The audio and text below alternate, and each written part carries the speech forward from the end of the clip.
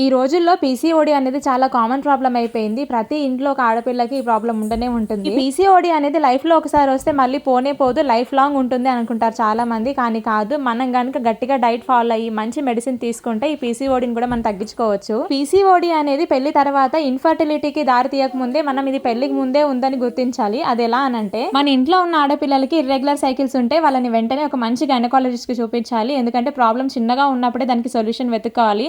అది పెరిగి పెద్ద అయిన తర్వాత కొన్ని సార్లు ఆ సిస్ట్ అంటే ఆ నీటి బుడగల్ని రిమూవ్ చేయడానికి కొన్నిసార్లు సర్జరీ కూడా చేయాల్సి వస్తుంది. ఈ పీసీఓడి ప్రాబ్లం ఉందా లేదా తెలుసుకోవాలంటే సింపుల్ గా పెల్విక్ అబ్డామినల్ స్కాన్ అని ఉంటుంది. అది చేయించుకుంటే మనకు అందులో తెలిసిపోతుంది. నాకు కూడా పెళ్లికి ముందు పీసీఓడి ఉందని తెలియదు. పెళ్లి తర్వాత మేము ఎప్పుడైతే ప్రెగ్నెన్సీ కోసం ప్లాన్ చేసుకున్నామో అప్పుడు తెలిసింది నాకు పీసీఓడి ఉంది అని. పీసీఓడి అనేది హార్మోనల్ ఇంబ్యాలెన్స్ వల్ల కావచ్చు, మనం లీడ్ చేస్తున్న లైఫ్ స్టైల్ వల్ల కావచ్చు, మనం తింటున్న ఫుడ్ వల్ల కావచ్చు, లేదా మన పేరెంట్స్ నుంచి వచ్చే జెనెటిక్స్ వల్ల కావచ్చు, ఎందువల్ల అయినా కూడా వస్తుందన్నమాట. కానీ దీన్ని క్యూర్ చేసుకోవాలంటే మనం తీసుకునే డైట్ లోనే ఉంటుంది. ఈ పీసీఓడి నుంచి నేను బయటపడడానికి ఆల్మోస్ట్ నాకు 3 years పట్టిందనమాట. గట్టిగా చెప్పాలంటే ఒక 1 year మొత్తం స్ట్రిక్ట్ గా డైట్ ఫాలో అయ్యాను. ఈ డైట్ అన్ని కూడా నేను నెక్స్ట్ వీడియోస్ లో మీతో షేర్ చేస్తూ ఉంటాను. ఈ లోపు మన ఛానల్ ఎవరైనా ఫస్ట్ టైం చూస్తున్నట్లయితే వెంటనే ఛానల్ ని సబ్స్క్రైబ్ చేసుకోండి.